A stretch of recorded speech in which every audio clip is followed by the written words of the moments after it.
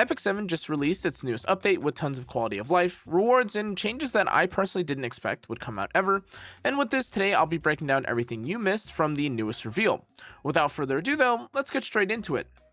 Starting off with gear, the first big update they're announcing with the changes to epicseven are the basically improvements to gearing and equipment as a whole, as they are choosing to improve some forms of not just the Astral Forge, but also the Astrium systems, which were previously used to bypass equipment RNG. This has now been improved as it's easier to access, and it also has had additional overall improvements to the system and improvements to their point acquisition as well. That said, they're also introducing a new system in the form of Cosmonium, and with this Cosmonium, it allows you to convert epic gear into otherworldly gear. They're also adding a mana control system though, and with mana control enhancement and catalysts, you can now choose one substat to avoid upgrading, ensuring that all other substats are being changed instead. This is pretty nice, of course, since sometimes you have, well, just a specific substat that in most cases you don't want upgraded, but though what you saw on screen was a bit deceptive with it being max guaranteed, I don't believe this is what it does. It just ensures that you prevent yourself from rolling in one specific stat. Now, bulk enhancing is also being added, which looks pretty crazy, but from what I understand, this allows you to upgrade up to 16 pieces of gear at the same time to thresholds like +3 or +6. They're also, at the same time, converting all of the former accessory charms down into just, or rather all charms of any kind, just into equipment and accessory charms, removing the split and kind of epic and normal quality system that we had before. But the next thing that we had to talk about was World Arena, as they had a lot of, I guess, like more entry level concerns that they were concerned with or that they wanted to address. And with this, World Arena now has a new AI recommendation system that will suggest picks and bans, though of course it's not meant to be followed blindly. That said, they also addressed matchmaking issues, specifically for veteran players matching into new players, trying to, just get their masters or their masters rewards as a whole, which felt kind of annoying, especially if you're an Emperor player that's beating up someone that was just trying to get their skin. But as a result, placement matches will now be based on, will no longer now be based on LP, and instead they will be based on matchmaking or your MMR. And after seasonal soft resets, placements will more consistently match players of similar levels. Now, they also wanted to talk about the epicseven esports ecosystem as a whole.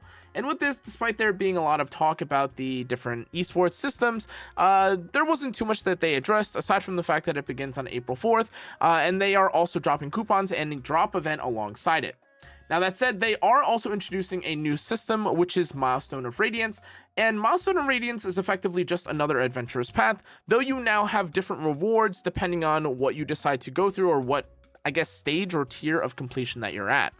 This is pretty cool. However, I will say if you're a new player, this is definitely the system or the feature that you want to look out for.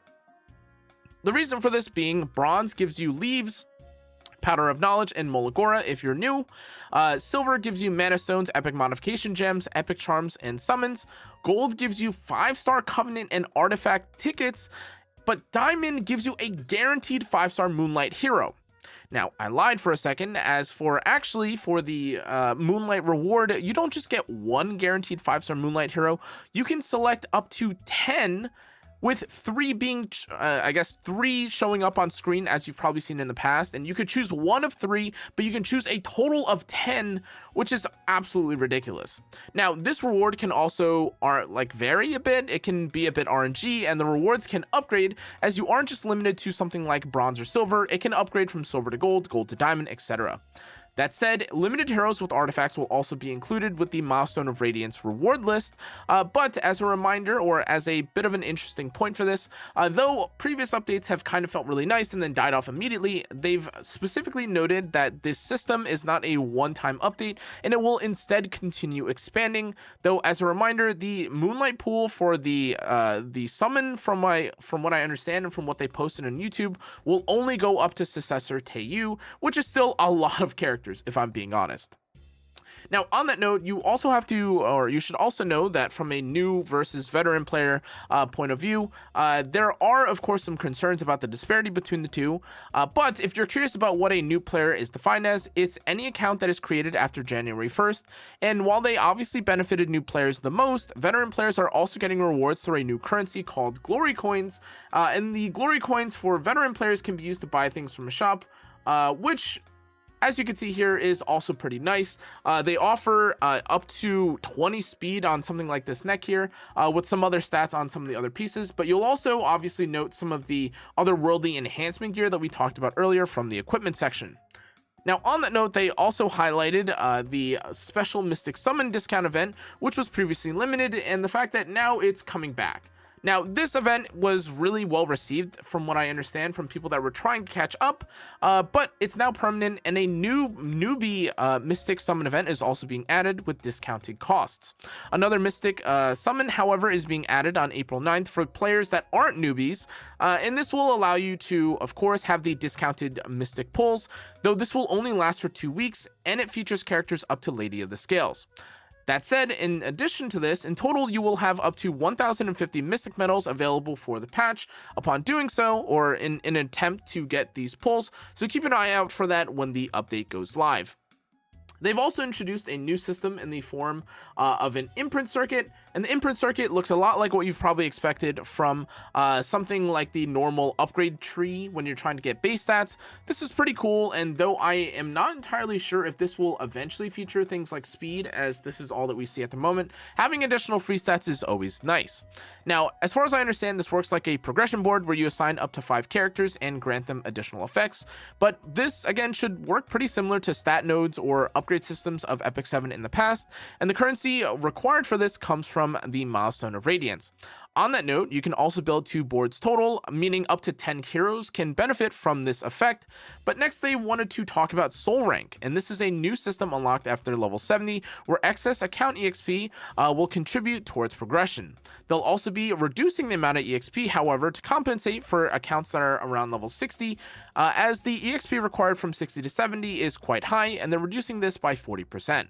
That said, as soul rank increases, the costs and requirements will scale up, but overall this system is meant to stabilize progression without incentivizing spending and will have minimal impact on World Arena. On that note, they've also decided to change some of the UI and the pack value of things from the shop, which I guess if you're a spender is always nice, but now to give more specifics, the charm packs will now give double the rewards at 1/3 of the cost, and pop-up packs will also appear less frequently or under different conditions. Next, we saw the newest character, Performer Biblis, and though I'll let you see more about this in my react to the character later, she looks absolutely fantastic. There's really no other way to phrase it, but alongside her, she will have a new event, though the new event won't necessarily have a direct tie to old Biblis, though you'll be able to see that they are technically related. On that note, they've also introduced a new event, which should be similar to the Karen Exchange, and with it, each week you can purchase random chests for currency, and some of these rewards include large amounts of Molagora and tickets such as the 5-star Moonlight and Covenant tickets too. The hero pool for these tickets, however, include up to Setsuka, where depending on which ticket you decide, the light pool will add up to, will add up to, or will include up to Lady of the Scales. The Dark ML tickets will include up to ML Arya, and the Covenant pulls will add up to, or be including, Setsuka upon pulling. Now, Episode 6 was also teased and announced from this, and though, again, a lot of this was pretty cool, the overall trailer and what we saw from the animations for Episode 6 look insane. The new character list, in case you're curious, of course, is the new Kayron here, who we don't see too much of. However, we also saw Estelle, who is an innocent country girl who uses a wagon wheel and is the tallest character. We also saw Ivana, who has a tragic backstory and strong animations. And we also had Albaid Ludwig with notably pretty cool looking visuals, though really you'll have to wait and see for what exactly you're missing in terms of the animation. Finally, the last character they showed was Salome, who is, or Salome, I don't know, no English, or there was no English translation or no English explanation or trailer for this, so you'll have to forgive me. But this is a Moonlight character who can copy an enemy's skill, transform directly into them, and use their abilities their S3, S2, and S1 included, with their abilities scaling with their own personal stats. Now again, this looks absolutely ridiculous, but they've also again shown off lots of the characters here, and I personally am extremely excited for all that were included. Now, on that note, they are also introducing or reintroducing the tiled system for the story, but on top of this, they've also introduced a new friendship sort of system, which looks pretty cool. If I can ever find it in here, because they did harp on this for quite a bit. Effectively, though, what they touched on from the friendship system is that now there will be a friendship illustration. Sorry, here it is.